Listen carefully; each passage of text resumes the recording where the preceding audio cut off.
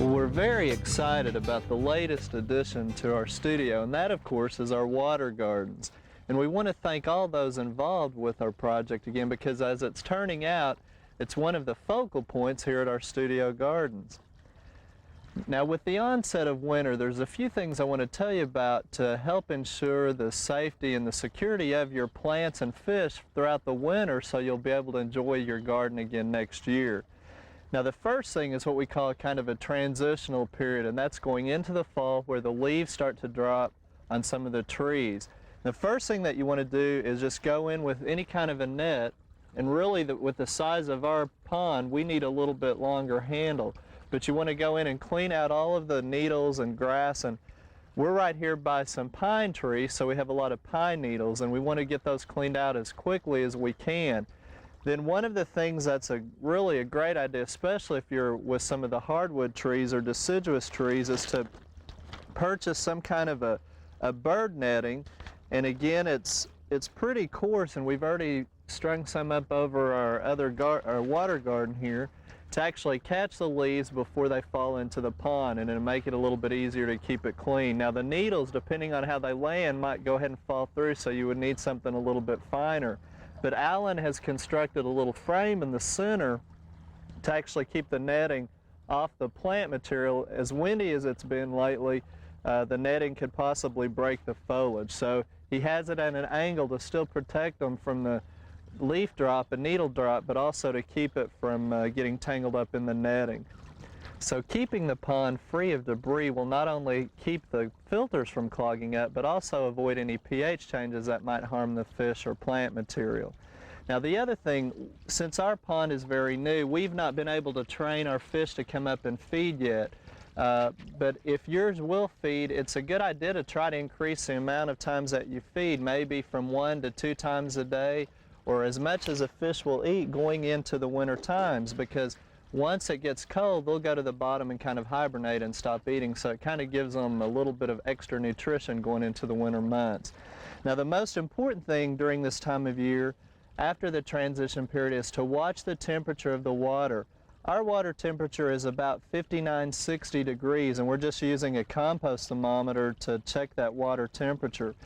Once it gets down around 45, 50 degrees, you really need to do some major work at that time. For example, anything that is considered a tropical plant, like maybe your tropical water lilies.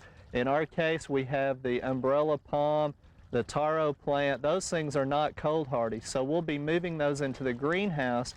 And in our hobby greenhouse, we fixed up a little container area where we'll put water in it and submerge the plants in there and keep them inside during the winter months.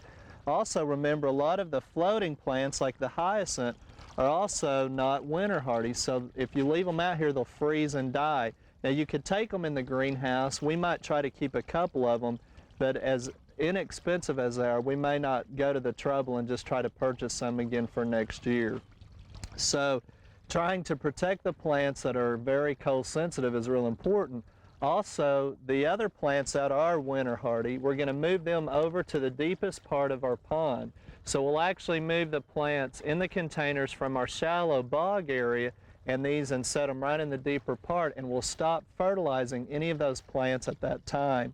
And as the temperatures get colder, you'll start noticing a lot of dead material on the plants. Go ahead and prune that off, and sometimes they'll die completely to the very surface of the container.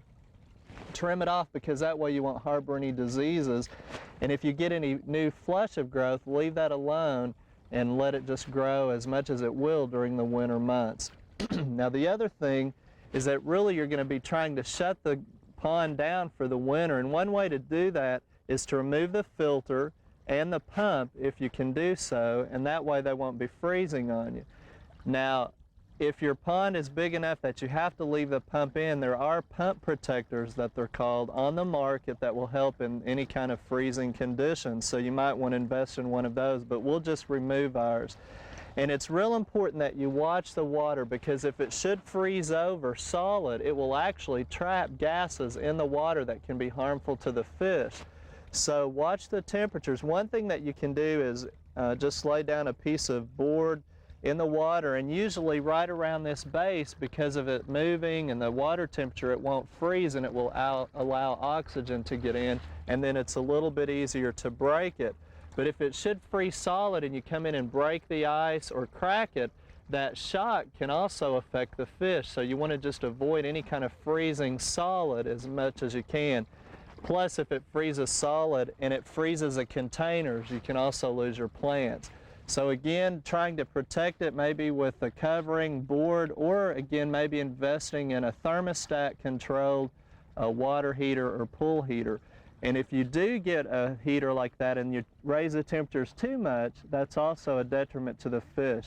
So it sounds kind of complicated, but really just remember to put the plants in the deeper part, stop feeding the fish and the plants, and try to keep the water from freezing solid.